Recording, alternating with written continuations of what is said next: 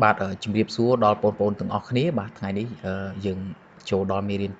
ទី5បាទអញ្ចឹងខ្ញុំសូមណែនាំខ្លួនបន្តិចខ្ញុំបាទឈ្មោះឌុចសរិទ្ធជាគ្រូបច្ចេកទេសជំនាញអគ្គិសនីដែលបង្រៀននៅវិទ្យាស្ថានពហុបច្ចេកទេសភូមិភាគតេជោសែនបាត់ដំបងអញ្ចឹងយើងចូលទៅដល់មេរៀនយើងតែម្ដងតកតងមេរៀនទី5ដែលនិយាយអំពីកងតាក់វ៉ារយាងឬក៏យើងហៅថាកងតាក់ជើង3.1បងប្អូនខ្លះគាត់ថាកងតាក់ជើង3គាត់អត់ស្គាល់ខ្លះថាកងតាក់វ៉ារយាងគាត់កាន់តែមិនស្គាល់បើនិយាយថាកងតាក់ចដៅគាត់ស្គាល់កងតាក់ឆ្លងឆ្លើយគាត់ស្គាល់បាទអញ្ចឹងយើងស្គាល់ទាំងអស់តែម្ដងទៅដើម្បីយើងទៅទីផ្សារទិញអីហ្នឹងគេហៅមួយណាគេអត់ស្គាល់យើងហៅមួយទៀតអញ្ចឹងហៅកងតាក់វ៉ារយាងគេអ្នកលក់អត់ស្គាល់យើងហៅកងតាក់ជើង3កងតាក់ជើង3អ្នកលក់អត់ស្គាល់ហៅកងតាក់ឆ្លងឆ្លើយកងតាក់ចដៅអញ្ចឹងទៅដើម្បីឲ្យយើងទិញបានកុំឲ្យពិបាកហើយភាសាការប្រើប្រាស់នោះវាទៅតាមតំបន់នេះបាទតំបន់អញ្ចឹងលោកគ្រូសូមបង្ហាញនេះរូបភាពកងតាក់ជើង3បាទមិនប្រកាសថាអញ្ចឹងទាំងអស់ទេនេះមានអញ្ចឹងទៀតមានចេះបាទ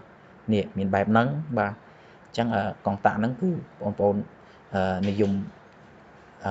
ឧទាហរណ៍ថាផ្ទះអ្នកខ្លះមាន2ជាន់អញ្ចឹងទៅ3ជាន់អញ្ចឹងគាត់ប្រើកងតាក់ហ្នឹងហើយកងតាក់ជើង4ជើង3ជើង6ហ្នឹងបាទឆ្លងឆ្លើយណាបាទអញ្ចឹងយើងចូលទៅដល់ចំណុចទី1និយាយអំពីគោលដៅមេរៀនអញ្ចឹងនៅក្នុងមេរៀនហ្នឹងគឺក្រោយពីបងប្អូនរៀនចប់ហ្នឹងបងប្អូនមានសមត្ថភាពគូសកងតាក់បញ្ជាអំពូលបានត្រឹមត្រូវមានថាគូសស៊ីគ្វីកងតាក់បញ្ជាអំពូលបានត្រឹមត្រូវតាមបច្ចេកទេសហ្នឹងហើយទី2នឹងមានសមត្ថភាពដំឡើងកងតាក់ឆ្លងឆ្លើយបញ្ជាអំពូលបានត្រឹមត្រូវបាទហើយទី3ហ្នឹងគឺមានសមត្ថភាពជ្រើសរើសសម្ភារៈនិងឧបករណ៍សម្រាប់បញ្ជាអំពូលបានត្រឹមត្រូវបាទអូខេចំណុចទី1អញ្ចឹងសង្ឃឹមថាបងប្អូននឹងប្រឹងប្រែងហើយសមត្ថភាពទាំងអស់នេះដែលលោកគ្រូដៅទុកហ្នឹងនឹងបងប្អូននឹងធ្វើបានគ្រប់គ្នាណាបាទអូខេយើងចូលដល់ចំណុចទី2បាទចំណុចទី2និយាយអំពីនិមិត្តសញ្ញាកងតាក់វ៉ារយាងឬក៏កងតាក់ជើង3.1ឬក៏កងតាក់ឆ្លងឆ្លើយបាទយើងអាចហៅបានអញ្ចឹងបាទនេះកងតាក់បាទកងតាក់ជើង3.1គឺនិមិត្តសញ្ញាបែបនេះដែលប្រើប្រាស់ក្នុងការងារដំឡើងក្នុងប្លង់ហើយសម្រាប់និមិត្តសញ្ញាដែលប្រើប្រាស់ក្នុងការងារសម្រេចគឺបែបនេះបាទជើង3ណាបាទអញ្ចឹងនេះរូបភាពកងតាក់បែបហ្នឹងគឺក្នុងការដំឡើងយើងមានកងតាក់មានជើងនេះបកខាងក្នុងមកមានបតវាណាចាប់ត្រូវទាំងអស់មិនថាកងតាក់ចុច1ចុច2ចុច3ទេអាបតកងតាក់ឬក៏ជើងកងតាក់ហ្នឹងអូខេយើងចូលទៅដល់ចំណុចមួយទៀតនេះយើងមើលកងតាក់ចុច1មានអាក្របតូចក្របធំអញ្ចឹងណាបាទក្នុងការបញ្ជាវាមិនដូចគ្នាទេបាទហើយដូចខ្ញុំបញ្ជាក់អញ្ចឹង brand ខុសគ្នាម៉ាកខុសគ្នាក៏រៀងរើខុសគ្នាដែរពណ៌ក៏ខុសគ្នាអូខេយើងចូលដល់ចំណុចមួយទៀតតាក់ទងជាមួយ sequence ដំឡើង sequence ដំឡើងវាមានប្លង់ការងារដំឡើងនិងប្លង់ការងារសម្រាប់ឥឡូវបងប្អូនមើលទាំងអស់គ្នាប្លង់ការងារដំឡើងគេនេះកងតាក់ឆ្លងឆ្លើយបញ្ជាអំពូលមួយចង់បិទបើកកន្លែងណាក៏បានដែរណាបាទអញ្ចឹងនេះយើងធ្វើការគូស sequence នឹងមកនេះខាងក្រោមកងតាក់មានខ្សែ3ទៅអំពូល2ខ្សែកន្លែងនេះ3ខ្សែកន្លែងនេះ2ខ្សែអញ្ចឹងណាបាទបងប្អូនទាំងអស់គ្នាយកចិត្តទុកដាក់ទៅកន្លែងនេះបានទី1ប្លង់ការងារដំឡើងឥឡូវកាន់តែច្បាស់ដើម្បីកាន់តែច្បាស់យើងមើលចំណុចខប្លង់ការងារសម្រាប់ប្លង់ការងារសម្រាប់ជាប្លង់មួយដែលបងប្អូន 100% គឺចេះហើយចេះគ្រប់គ្នាតែម្ដងបាទនេះមានពណ៌ខ្សែមានគ្រឿងទទួលបង្ហាញទាំងអស់ប្រភពភ្លើងណាប្រភពភ្លើងនេះកងតាក់ជើង3បាទនេះកងតាក់ជើង3នេះខ្សែបោះទៅអំពូលបាទអញ្ចឹងនៅក្នុងការតម្លើងនឹងបងប្អូនអាចតម្លើងបានច្រើនរបៀបកងតាក់ជើង3ហ្នឹងខុសៗគ្នាប៉ុន្តែលោកគ្រូបង្ហាញតែរបៀបស្រួលក៏អាល់បាក៏បង្ហាញដែរឥឡូវចូលចំណុចមួយទៀត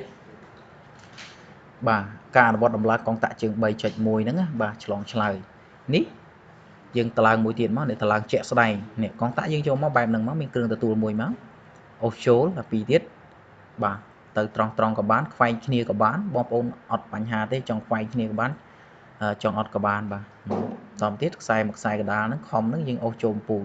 ហើយយើងធ្វើការអូសខ្សែនៅទៅអំពូលតែម្ដងអញ្ចឹងរួចរាល់ការដំឡើងនេះគឺរួចរាល់កងតាក់ជើង3 2គ្រាប់បញ្ជាអំពូលមួយឆ្លងឆ្លើយបាទកងតាក់ហ្នឹងគេនិយមប្រើប្រាស់តាមចណ្ដើអញ្ចឹងបានគេហៅថាកងតាក់ចណ្ដើហ្នឹងអូខេអញ្ចឹងទៅចំណុចមួយទៀតបាទហើយយើងតម្លើង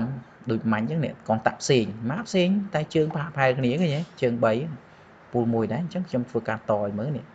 បាទតអូសទៅពូលមកនេះហើយយើងអូសខ្សែនៅទៅពូលមួយទៀតមករួចរាល់បាទនេះមករបៀបទៀតដែរបាទរបៀបទី1មិនតែកងតាក់ខុសគ្នាណាបាទអញ្ចឹងយើងមើលការតម្លើងតទៅទៀតចុះបើយើងតម្លើងខុសពីនឹងបានទេបាទនេះ ចាប់ផ្ដើមខ្វាយគ្នាចេះបងប្អូនអាចតម្លើងខ្វាយគ្នាអញ្ចឹងក៏បានដែរហើយក្នុងការរត់ខ្សែបងប្អូនអត់មានពេលវេលាគិតឈឺក្បាលថាខ្សែនេះជាមួយខ្សែនេះត្រូវគ្នាអត់អីទេខ្វាយគ្នាអញ្ចឹងក៏បានស្របគ្នាក៏បានដំណើរការបានដូចគ្នាណាកន្លែងហ្នឹងអូខេអញ្ចឹងនេះអស់ទៅពូលមកខ្សែណឺតអស់ទៅពូលធម្មតារួចរាល់បន្តមកទៀតគ្រូនឹងសង្ខេបមេរៀនបន្តិចជូនបងប្អូនបាទហើយកងតាក់កងតាក់ហ្នឹងលោកគ្រូចង់បញ្ជាក់ថាមិនមែនឆ្លងឆ្លើយនឹងបញ្ជាបានតែពូលមួយទេបងប្អូនអាចបញ្ជាលើសពី1ណាលើសពី1 3 4 5អញ្ចឹងទៅក៏បានដែរបាទមិនមែនថាឲ្យតែកងតាក់ឆ្លងឆ្លើយព្យាបានតែពូលមួយអត់ទេបាទបងប្អូនចង់ដាក់2 3ពូលទៀតក៏បានដែរទៅតាមតម្រូវការជាក់ស្ដែងធ្វើម៉េចក៏ឲ្យលើសពីសមត្ថភាពរបស់កងតាក់អំពីវាណាបាទអញ្ចឹងថ្ងៃនេះយើងរៀនបានមួយចំណុចថ្មីល្អមែនតើគឺកងតាក់ឆ្លងឆ្លើយបាទតែទី1យើងស្គាល់ពីនិមិត្តសញ្ញាក្នុងប្លង់ការងារនិមិត្តសញ្ញាក្នុងប្លង់ការងារសម្រាប់បាទ CQ ក្នុងប្លង់ការងារដំឡើង CQ ក្នុងប្លង់ការងារសម្រាប់ការអនុវត្តជាក់ស្ដែងបាទកងតាក់របៀបទី